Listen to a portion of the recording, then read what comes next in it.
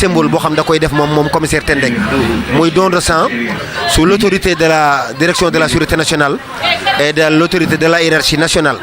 mu ko doon def toujours nag tey jii ñu affecté ko Thiès mu def ko ay collègues am sapeur Croix-Rouge les autorités comme vous ñëw yow nag fa tabarakallahu bu président de la république wala président Idrissa Seck di un homme social nga nekk ci jiite maire Thiès Ouest fa tabarakallahu te yàqaloo ko dara boo ñëwee tey ci bis bi wax dëgg yàlla am nga ci wàll ndax lenn kuy wax l'année sociale dëgg la yow lay dimbali ndax fa tabarakallahu jàkka yi ak jumaa yi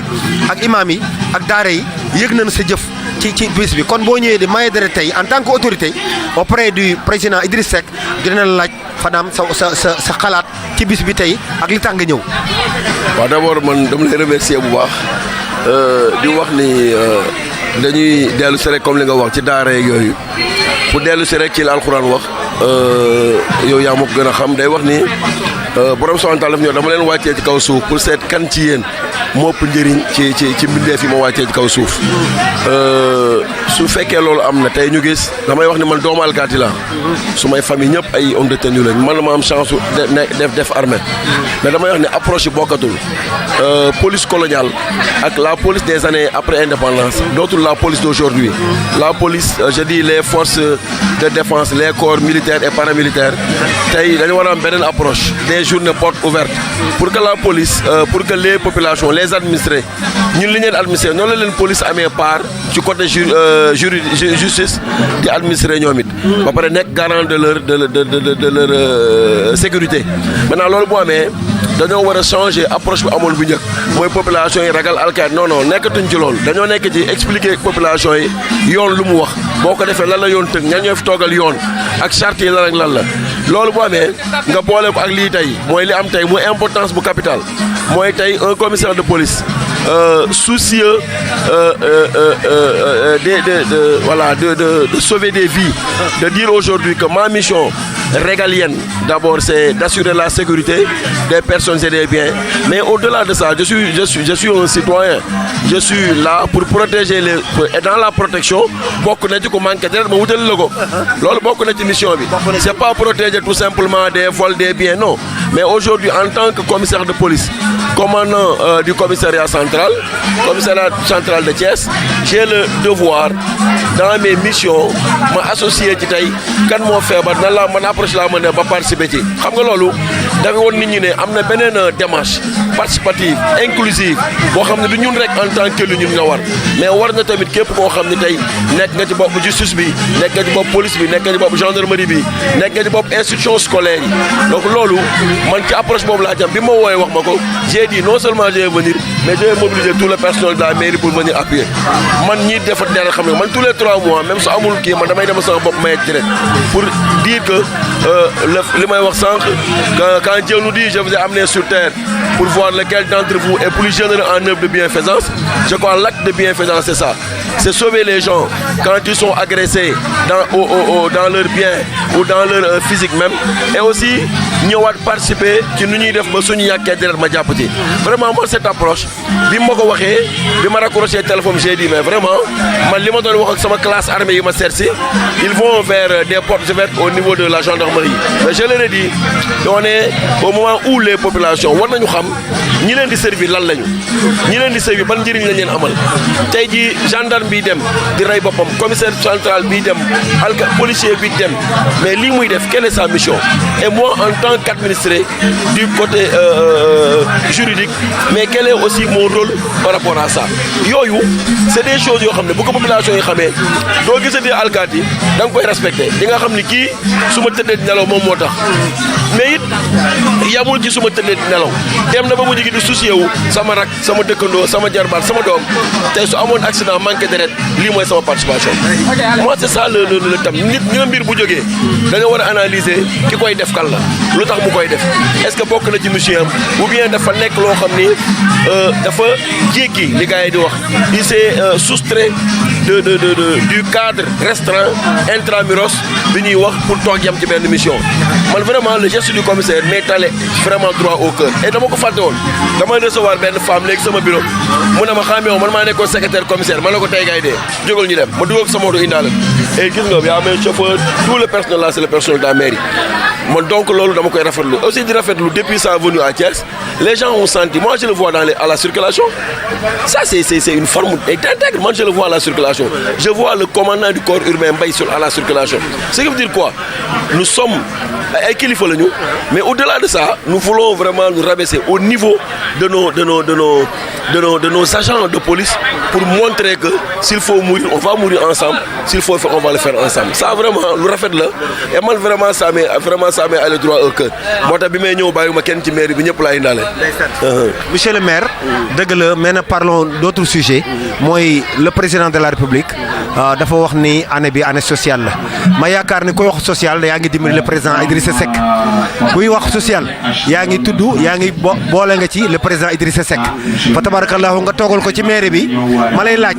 kuy woote lu baax woote ci l'islam defe naa ne boo tuddee Idrissa Seck ñu war a kontaan ci woote boobule comme ñëw nga nag jëmmal le président Idrissa Seck jëmmal it borom réew mi ndax la politique ne divise pas ñu lay laaj sa initiative maanaam président Idrissa Seck ndax lii bu ko yëgee dina bëgg xanaa. Je reviens encore ci benn texte yow moom su may wax dama lay yóbbu ci alxuraan parce que xam naa ni moom ngay dund dafa ne malheur à ceux qui négligent de faire la prière à temps mais dafa ne sauf ceux qui s'entraident mutuellement xam nga donc ñun lu ñuy def rek muy mission yi damay fàttali le roi du Maroc Hassan II disait que su ma doon choisiraat maire laa bëgg a doon ñu ne ko lu tax mu ni c'est le seul poste de responsabilité bu lay jegaloo population yi donc ñun li ñu yor jaamu yàlla la lii Idrissa Seck nekk na maire Macky Sall nekk na maire Macky Sall dem nañ je me rappelle bi ñuy def lancement PUDC mu ni man xam naa li ngeen di dund yéen en tant que maire j'ai le droit et l'obligation de vous appuyer parce que man pour gis ma en tant que Macky Sall problème la mais yéen mënu leen sauver parce que yéen ak nit ñi yéen a dëkk surtout ñi nga xam ne sommes des maires résidents mënuñu lépp jéemuñu lépp parce que Serigne Fall doon na wax ni juróom-ñeenti baax dala ku leen bëgg a dimbali ba ma fukkeel leen ce qui veut dire quoi que yàlla mi wàccee ñëpp joxul ñëpp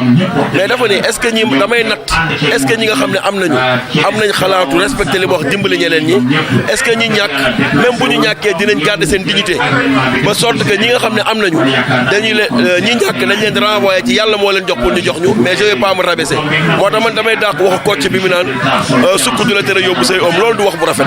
sukk du la tere yóbbu say oom mooy toute forme de bassesse est permise pour am li nga soxla mais sa doom ëllëg bu nekkee kilifa damay wax Faye seetlul Sénégal pour foofu lay bëgg ñu gën a attirer suñu attention boo nee Senghor lu ñu seetlu rafet dañ naan baayam dii la woon nga ne Idrissa ñu ne baayam jaaykat fëgg jaay la woon nga ne Macky Sall ñu ne baayam gardien la woon Abdoulaye baayam baykat la woon toujours les gens cherchent le côté parental pour rabaisser les autorités mais qu'ils sachent que Dieu yàlla c'est dans le bas peuple qu'il puise ses dirigeants parce que ñoom boobu mooy dund nañu loo xam dinañ xam ce que c'est le social commissaire bi tey su fekkoon papa ma yaayam ils sont d'une famille très nantie mu am chance su jàng ci école bu mag nekk commissaire bu ñëwee bureau lay yem day dem ba mujj gi day xeeb nit ñi parce que dundul lu mel noonu moo tax ay président ay maire on les choisit pas comme ça Dieu les choisit dans le bas peuple pour que ñooñu ñu am culture ñun kat bi ñu ñàkkee ñun kat suñu waajur ñun kat da leen jox obligation jàppale nit ñi l'année sociale dont le président a décrété man li ma jàpp c'est pour mu accélérer la cadence pour le social mais un état ou une mairie vit le social ñun bu ñu xëyee 8h ba midi dépense nañuy lijjanti 10h ba 8h ba 10h 10h ba midi ordonnance nañuy lijjanti le soir on est aux affaires administratives pour dire que ki ñàkk bëgg a sauvegarder su dignité am du dem ci jàmbur di ko lépp mu koy tooñ dana xaaral ma seeti maire xaaral ma seeti kilifa boo xam ne su ma ko seeti jeex ak ñeneen ñu baax ñu ne ci dëkk bi nag ñoo xam ne du ñu maire du ñu commissaire du ñu dara mais di jël seen alal di ko dimbalee nit ñi ñooñu tam yàlla moo leen dénk pour que ñoom it seet seen niveau d'action sociale donc l'action sociale que le président a décrété man jàpp naa c'est pour dire aux gens d'accélérer ce qu'ils étaient en train de faire mais non certains le voient sous l'angle politique pour préparer des élections mais man dama bokk ci ñoo xam ni Idrissa Seck boo fàttali ko en 2006 ou 2007 dañu ñëw Mairie-Ville def investissement ci ay voiries ci ay yëpp il a dit enlever ça une mairie ne peut pas faire ça ça fait partie des missions régaliennes d'un état moo defar tali dindi leen lii vous versez ça dans le social c'est la seule année où la mairie de ville a fait 400 millions de budget social 400 millions loolu c'est une vision sociale bu président Idriss Seck am donc ñun daf ñuy inculquer loolu c'est ce que vous êtes en train de faire allez vers les populations appuyez-les allez dans les baptêmes allez dans les décès n'attendez pas les fêtes pour aller au secours des gens donc que ça soit votre mission de tous les jours donc loolu suñ ko amee le président la bu ñëwee wax ko moi je crois qu'en tant que maire boo xam ne je suis investi tey yàlla def na ci yàlla Idrissa la jox mu jox ma mais tey je suis représentant du président de la République au niveau de la commune je vais allier les deux le sens de l'humanisme du président Idrissa Seck et aussi la jonction du président de la République qui dit qu'il faut en faire année sociale plus aussi mon état d'ancien talibé quelqu'un qui a vécu dans un dara quelqu'un qui est dans un quartier populaire ces trois facteurs peut-être dina tax ba appel bi ñu def ci la ma fekk mais dinaa ko gën a yokk incha allah. kii taxaw sunu kanam tey bu devant vous devant la télévision Thiès Info mooy Ousseynou Diallo ku tudd Ousseynou Diallo tudd Mor Gueye Soppna bi dirigé groupe Soppna bi bu mag boobu nga xam ni defe naa ne au niveau national et international xam nañu kan mooy Mor Gueye Soppna bi toog ci wetam fa tabarakallahu imam Omar Dem mi nga xam ni moom la président woo barki dem rek ne ko Omar gis naa li ngay def ci Thiès dinaa la nuyu si dinaa la seet si ñu laaj nag Ousseynou tey bis bi nga ñëw tey ci turu groupe Soppna bi ci turu Mor Gueye Soppna bi mu baax moom la bis bi lan mooy sa xalaat. asalaamaaleykum mbooloo mi asalaamaaleykum waa Thiès tey dañ fi ñëw Thiès dañ fi ñëw fii ci police centrale bi fekkee si don de sang bi commissaire organisé ñu daje fi man ak Omar Dem ak sëñ Gagne mi ma jox micro bi ndax ci groupe bi la bokk groupe Soppna bi ak Samba Ndiaye ma leen di wax ñu teewal fi président groupe Soppna bi di Mor Gueye jot nañ ko téléphone mais dafa xaw a sori tuuti ne ñu nañ fi toog rek xëy na balaa ci kanam moom dina fekk mu ñëw incha allah teewee si affaire yi balaa muy jeex mais don de sang bi moom dafa am njëriñ ndax hôpitaux yi dañuy soxla deret te période bi ñu nekk da di période nawet accident yi xaw a bari fu ne la ñuy jógee ci région de Thiès bi dafa boole 4 sorties yoo xam ne Diourbel Mbour Tivaouane ak Dakar kon lépp lu fi am rek ñaanuñu ko yàlla ci accident rek lépp hôpital régional lay ñëw kon bu leen commissaire defee initiative bi lu rafet la parce que lu mun a sauver ay doomi aadama ay vie yu bëri parce que tey don de sang bi dañ koy soxla parce que da ngay dem hôpitaux yi ñu ne la deret amul di yónnee ay Dakar wala di yónnee Mbour wala di yónnee ay Tivaouane kon lii buñ ko defee te vraiment nit ñi ñëw nañ ñu def don de sang bu toll nii yóbbu ko hôpital da koy renforcer waat hôpital bi deret du fa ñàkk képp ku ko yittewoo rek yàlla xam ne mun na doon sax ñun ñii di wax. ñoo ngi sant nag di sant ñi fi jaar ñëpp ndax lépp lu ñu def jaamu yàlla la fekk ay nit ñu nekk hôpital amuñu deret nga jàppale leen mooy mel na ni sa bakkan te sa bakkan kenn mënu koo fay loolu tey moo fi xew di gërëm nag commissaire Tandeng di gërëm aussi Samba Ndiaye mi nga xam ne moo ngi fi ñun daal li ñu leen wax rek dëkk bi moo ñu ñor Thiès moom dañoo ñor Thiès jàmm rek lañ bu yéene ci dëkk bi dañoo bëgg ñu koy defar ñëpp ñu yërëm ku waay tane nga dimbale ko loolu daal la ñu soxla. bés bi salaamaaleykum mbokk yi dama ci kontaan man miy joxe collation yi parce que deret moom kenn mënu ko échanger sax sandwich ak boisson def di initial bi nga xamante dafa wër léegi Thiès wër Sénégal léeg-léeg nga feebar manqué deret léeg-léeg nga am malade hôpital doo am deret lii moom ñun ñii hôpital régional Amadou Sakhir Ndiéguène chaque jour ñu ngi ci waslu àq ñun waa banque de sang sama docteur Ndiémé Touré at major kii mu tuuti madame Niang at suñu personnel bi Silla moom mooy social bi moom moo organisé lii ñu ciy kontaan da ciy wasu ci suñu àqam di ci sonn di daw di dikk pour hôpital rek kontaan at nit ñi tamit kontaan at suñu personnel yëpp banque de sang waaw initial bi daal war na chaque jour même bu dul sax loo xamante ne dañ koy def dans le monde ñu def ko Thiès nga xamante ni xel ne hôpital Amadou Sakhir Ndiéguène moom mooy Carrefour Carrefour la boo xamante ne ku jógee ku indi malade rek fa nga koy indi ku sa malade feebar rek fa nga koy indi. waaw ci ñu ci kontaan bu baax a baax a baax a baax di gërëm sunu docteur. di gërëm tamit kii Babacar Mané moom mooy directeur hôpital de régional Amadou Sakhir Ndiéguène. waaw. bokki Sénégal bokki région de Thiès devant la télévision Thiès Info ñu ngi fii tey ci bureau le chef de service de la sécurité publique régionale de Thiès le commissaire Mamadou Tendeng ci bis bi nga xam ni tey daf ko initier c'est pas une première muy bis bi nga xam ni c'est une journée de symbole muy journée de don de sang defe naa ni tey jii ku taxaw tey ci buntu commissariat central la hiérarchie xool yëg ni les tout grades confondus ñu ngi fi woon tey muy le corps des sapeurs de pompiers la Croix-Rouge sénégalaise le groupement mobile d'intervention dirigé par le général Lam les militaires fa tabarakallah les civils la Croix-Rouge ñëpp ñëw nañ tey répondre à l'appel du commissaire Tendeng sous l'égide nag de l'autorité ci kaw muy son excellence le président de la république dina yëg ni kontaan na tey ndax tey le président de la république mi yàlla teg ci bopp réew mi dafa ni année bi tey année sociale la ca ñuy faral di wax ñun naan may xaalis yomb na ndax day jeex waaye may deret mooy sauver une vie kon le président de la république bu jëlee boobu initiative Alaaji Macky Sall ànd ko soxnaam su baax si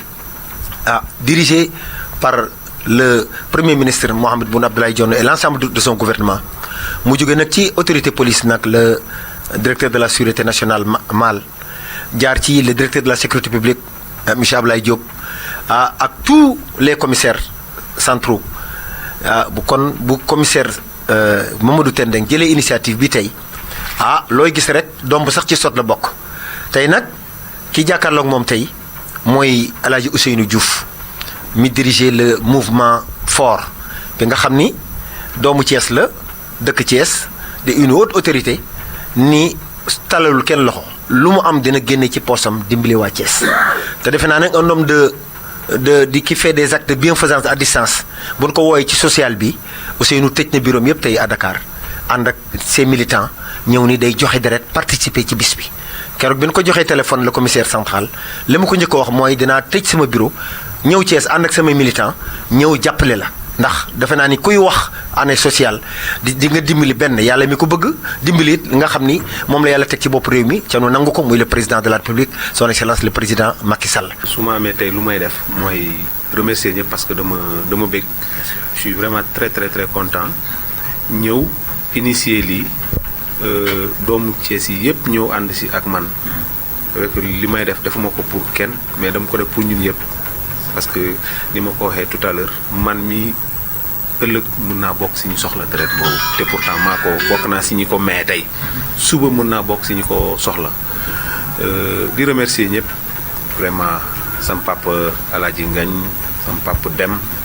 xam nga yow mi Samba Ndiaye maa ngi lay remercier bu baax Souleymane sama xarit la c'est mon meilleur ami comme ni nga ko waxee Souleymane moom mu njëkk a tuddee doom xale bi commencé na jàngi donc voilà j'ai eu beaucoup en tout cas Thiès bokk na ci dëkk yu ma marqué parce que j'ai eu des amis fidèles fii nga xam ne fii laa xamante ak ñoom ma wër 10 ans après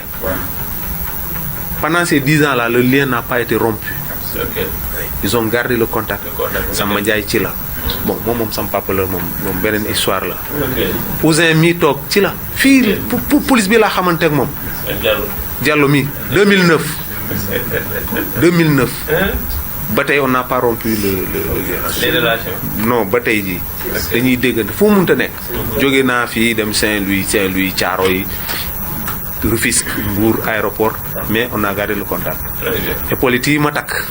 moom ko jox bi ma ko xamee ba tey lu ma soxla si ëppale dama koy wax ne Ousin te peut-être laa soxla mu indil ma fu mu mënta nekk nag donc xam ngeen ni kooku ku sore la si man. Ousseynou tamit dama lay remercier bu baax a baax parce que bi ma waxtaanee ak sama ñoom pap ñu ne ma ku fi baax ku ne tey yëngu si social dinañ ko wax parce que dina ci jàpp biñ la ko waxee te ñu wax fii téléphone nag ma ne day métti mais dinaa ñëw def nga ko te nit ki amul lu dul kàdduwam n'est-ce pas xëy na du ma teel a ñëw mais dinaa la yónnee samay nit ñëw nañu gis naa leen ma ciy kontaan parce que jàpp bi ñëpp jàpp moo tax mu réussir jàpp bi ñëpp jàpp kii jàpp fii kii jàpp fële loolu moo tax mu réussir vraiment ma lay remercier bu baax a baax si vraiment soutien bi nga def ça me va droit au cœur donc en tout cas c'est des Thiessois ñoom ñoo ci jàpp considéré ni seen yëf la loolu moo tax tey ñu réussir wax naa ko tout à l'heure le DG Siré Dia Ousseynou yaa ngi nii ak d'autres bonnes volontés ñi ci jàpp Souleymane nag moom vraiment moom laa décerné la mention spéciale parce que man maa ngi fiy toog mënuma génn doxi yenn yi mais bi ma ko waxee ba tey moo nekk di coordonner lépp toute la logistique la moom moo ko coordonné bâche yi chaîne à musique yi et cetera xam nga même bi ma hôpital ne li ñu yor si moyen ça ne peut pas nous prendre plus de 50 personnes en termes de collation. J'ai dû chercher des soutiens, notamment, comme je ne me lasserai pas de le dire, Siré Dia a mis à ma disposition tout ce qu'il fallait.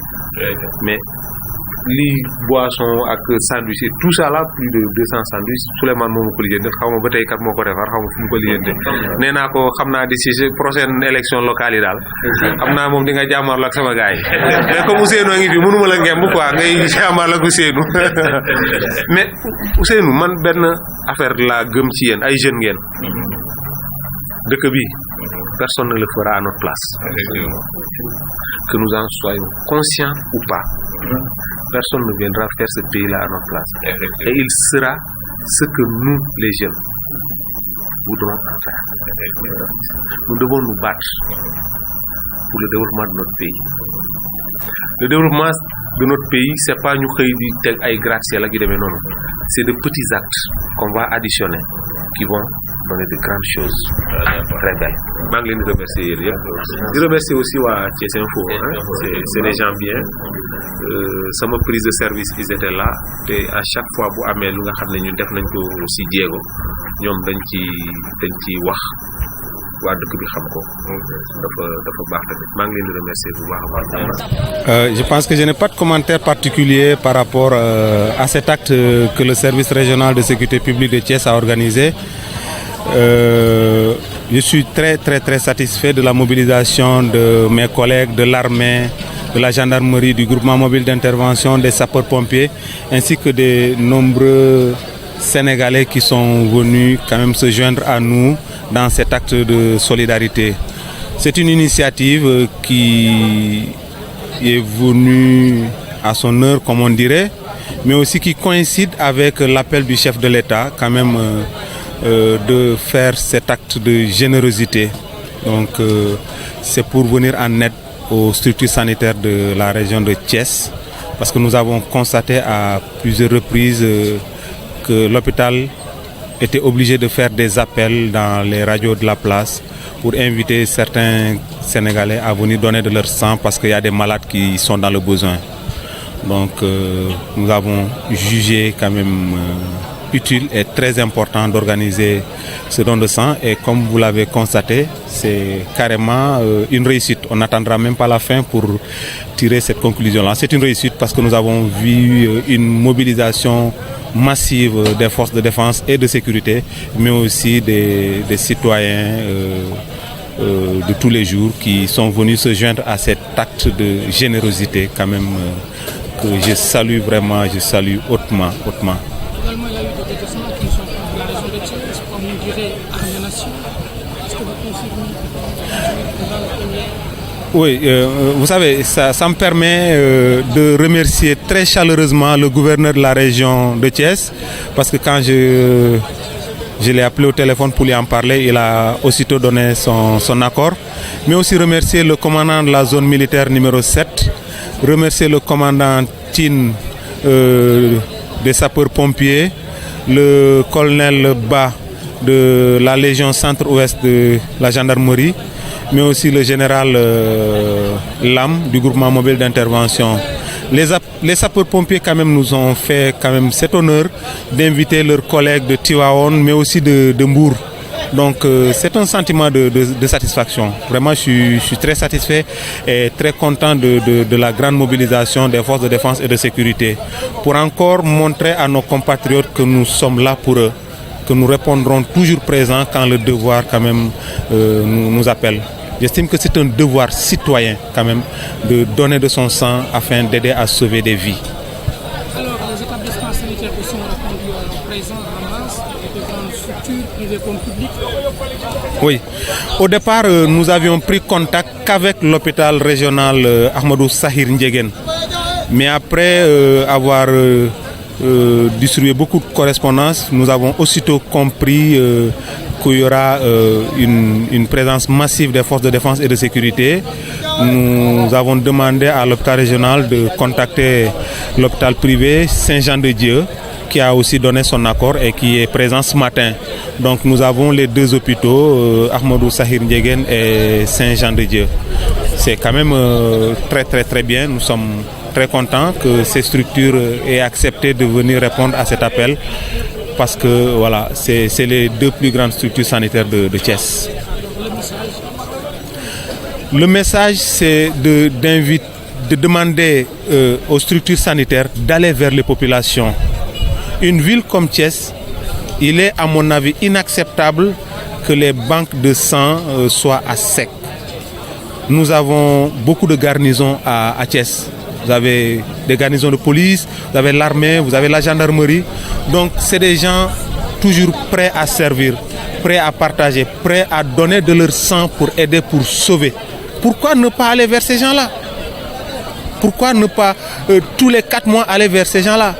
Nous sommes disponibles et nous répondrons toujours présents quand il faut donner un peu de notre sang pour aider les structures sanitaires à prendre en charge les malades de notre région.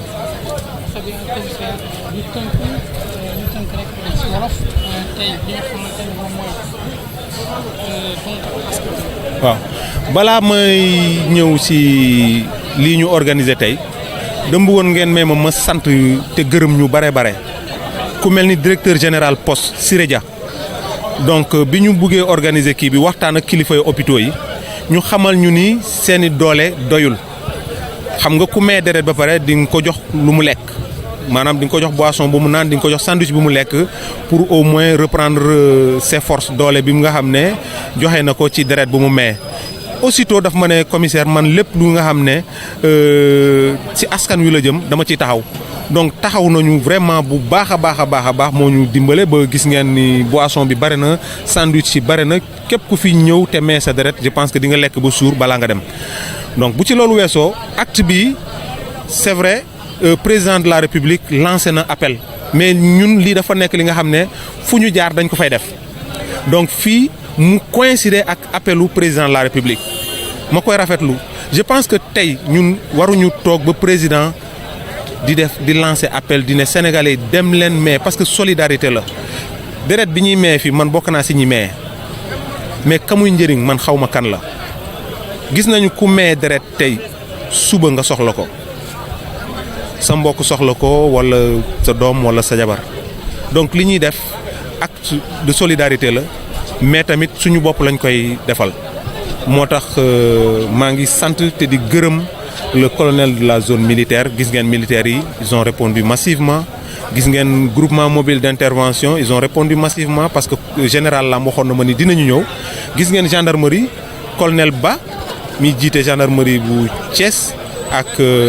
Louga mu ngi yoon fii mais na deretam sapeur yi tamit jóge nañu fu ne jóge nañu Tivaouane jóge nañu Mbour donc di wane ni ñun dañu nekk fii pour askan wi lépp li nga xam ne mën nañ ko def pour jàppale ci suñu askan pour dimbale suñu askan dañ koy def te may ñaan structure sanitaire yi nekk Thiès 4 mois bu ne war nañ mun a jege force de défense et de sécurité yi pour ñu may leen deret bu nga xam ne dinañ ko denc saa ñu utiliser les 2/3 de leur stock war nañu xalaat ni stock bi dañ ko war a renouveler waruñu mën a toog ba seen stock épuisé ñuy lancer ay appel ci rajo yi pour ñi ñi ñëw loolu moom war nañ ko dépasser tey war nañ ko dépasser mais ñaan population yi tamit genre organisation yi bu amee nañu dem may ci seen deret parce que xamuñu encore une fois kan mooy soxla deret bi ñuy may. National de Thiès. Actuellement, nous assistons à un acte de symbole, un acte de bienfaisance. Ki nga xam ne moo ko jiite mooy le commissaire central Tendeng. Woo na ses collègues policiers, les sapeurs, les militaires et les civils pour na ñëw def cet acte là nga xam ni defe naa ne inoubliable kenn du ko fàtte. Mu habitude fo commissariat bu mu dem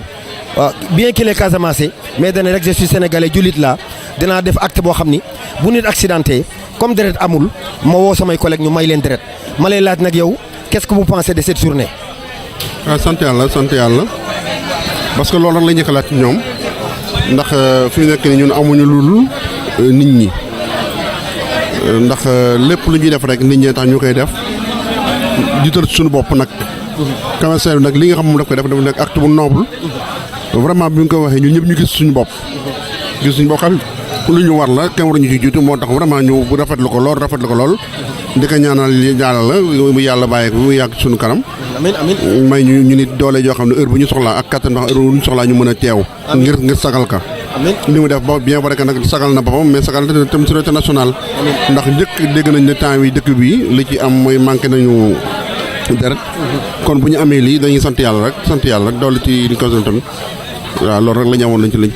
merci commandant kon kontaan nañu bu baax dégg nga kooku doon wax léegi fa tabarakallah kilifa la ci police waaye dégg nga li mu wax nee na commissaire Tendeng lii mu def c'est un acte boo xam ne inoubliable kenn du ko fàtte ndax sauver une vie bokkul ak may nit xaalis kon commandant ma laaj la sa dernier mot. waaw dernier mot mooy di gërëm ñëpp rek di rafetlu ñëpp ñi nga xam ni biñ ko waxee tamit def nañ ko seen ittey bopp. wan ko ni li nga bëgg ñoo la ko gën a bëgg kon ñu ñaan yàlla nañu yàlla suturaal ñu ñëpp sàmm ñu aar ñu ba fu ñu bëgg jëmale réew mi yàlla yóbbuñu ci suñu acte de citoyenneté bi loolu rek la ñu amoon lañ ciy wax. Alors merci commandant merci.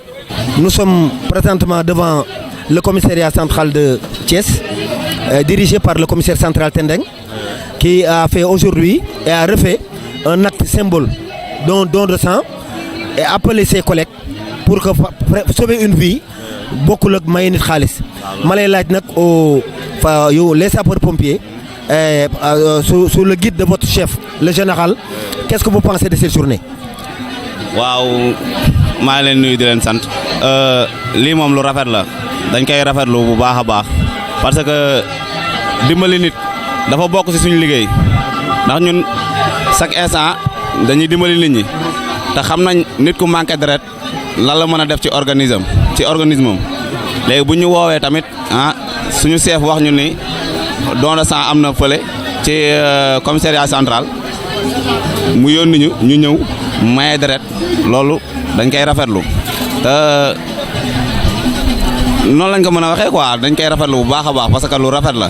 te yàlla na ci yàgg di am ñu koy yàgg a mën di ñëw di maye. waaw loolu rek laa amal ma ci. léegi nag ma lay laaj pour ce dernier mot. lii ngeen def nii maanaam sous l'égide de votre chef le général le général des corps des sapeurs-pompiers est-ce que moom bu ko déggee nii dina ko neexu la. waaw defe naa dina ko neex parce que moom lii mooy mëbëtam moo tax mu woote yónni ñu pour ñun ñu ñëw représenter ko fii xam ne yaakaar naa ni su ko déggee dina ko neex waaw. voilà merci. Vous êtes devant la télévision Thiès Info. Bon, le commissaire central de la région de Thiès, M. le commissaire Tendeng, a choisi cette journée don de sang pour sauver une vie. li may faral di wax ñun ñëpp ay sénégalais lañu ca defe naa ne sauver une vie moo gën di ko may xaalis. moom nag moo am acte boo xam ni fu mu mës a dem muy région Mbour muy Saint-Louis muy Kaolack fu mu mës a dem dina choisir cette journée là pour sauver une vie. léegi nag mu woo ses collègues l'armée les sapeurs-pompiers la police et tous les civils pour que ngeen ñëw dimbali quand même nit ñi pour en cas d'accident ma lay laaj nag sous l'égide de votre chef le général de corps d'armée léegi qu'est-ce que vous pensez de cette journée. Bon, c'est une très bonne journée. Bon, vraiment, c'est une journée qu'on devrait renouveler parfois par mois. Bon, parce que c'est une très bonne chose. Et puis, donner une vie, cela veut dire vraiment donner tout, quoi. Voilà, d'accord. Là, On est vraiment fiers d'être là, présent, en représentant le bataillon des blindés. Bon, si on pouvait nous tous, tout le bataillon allait venir pour donner au moins, faire le don. Donc, mais pour le moment, comme il y a le service là qui prime d'abord, il y avait beaucoup de gars qui devraient être là, mais ils sont pris par le service. C'est pour cela qu'on est venu quand même à petit nombre. Mais la prochaine fois, je crois qu'on en fera le maximum. C'est un acte symbole, maanaam bu am solo loolu am na solo mais ma yaakaar ni votre comme zone le général ou bien le colonel ku mu mënti doon xanaa est-ce que bu yëgee ni yow ñoo ngeen def lii est-ce que dina ci bëq naa wala dina ci kontaan wala. Mais bien sûr da ci kontaan parce que ci lañ dëkk fii ak fépp ak Tamba même un peu partout dans toutes les corps dañuy maye deret quand même dañ ciy sawar lool parce que bu ñu waxee le militaire d'abord moom cela veut tout dire. Bon moom fépp fu population bi amee jafe-jafe rek on est là. jërëjëf kon kooku doon wax mooy le représentant maanaam de l'armée du corps blindé bataillon blindé fa tabarakallah nous vous remercions sergent chef Saliou Sarr moo doon wax noonu au nom de l'armée nationale et de bataillon blindé sous l'égide de leur chef donc nous vous remercions monsieur Saliou Sarr. Merci beaucoup. Merci beaucoup. Ancien de la police qui fait des actes de bienfaisance nit ku baax koo xam ni fa tabarakallah dem na retraite mais commissaire bu ñëw da koy wóolu ci yaram ak tegginam bis bii nag tey Babou vous êtes devant la télévision Thiès Info acte fort bi nga xam ni moom la commissaire Tendeng def ma lay laaj yow lan mooy si xalaat. alhamdulilahi rabbil alamina gannaaw buñ julee ci yàlla julli ci yonent sallallahu alayhi wasallam dañuy rafetlu li am tey jii parce que duñ ne guleet la de waaye nag dinañ rafetlu li tey parce que à travers ce geste de don de sang nit ñi dinañ ci jànge lu bari mooy que ne police n'est pas une force de répression buñ nee la paix jàmm dafa am loo xam ne daf ko laal jàmm wér-gu-yaram daf ko laal leneen daf ko laal de jàmm jooju aussi wér a ngi ci de jamono ji ñu toll tey gis ngeen li xew ci dëkk bi accident yi lu nekk nga suñ jigéen ñi mucc de duñu am deret ak yooyu maye deret gi ñuy def mun nañ ne sax dafa bokk ci rôle police même buñ ko bindul ci kaye ñu gis ko police war naa fekk nekk sax ku nekk si sukuraat mu génne ko ca police war naa mun a ñëw fekk ku tëdd tey jii ñu ne day maye deret mu tàllal loxoom ñu maye deretam moom la ñu def tey nag à travers l'initiative du commissaire central Mamadou Tendeng di ko gërëm nag à travers lui ñu remercier le directeur de la sécurité publique à travers lui ñu remercier le directeur général de la police parce que sans ñoom Tendeng du ko def sans ñoom du am sañ-sañ defe ko fii sans ñoom aussi tey jii du ñu mun a oo armée du ñu mun a oo gendarmerie du ñu mun a oo sapeur pompier ñu ñëw fii kon à travers la personnalité du commissaire central on dit merci à tout le monde et que ñu jàngal ci citoyen ne leen alkaati nit la parce que deret ji ñu maye tey jii buñ dugalee poche ya fale à la banque de sang boo ñëwee tey jii doo xool ne deret ji ci alkaati la jóge wala ci nit la jóge daay ne lépp nag ci nit lay jóge ji muy ñun ñii kon nañu fonkante di muñalante di baalalante di jéggalante wasalaam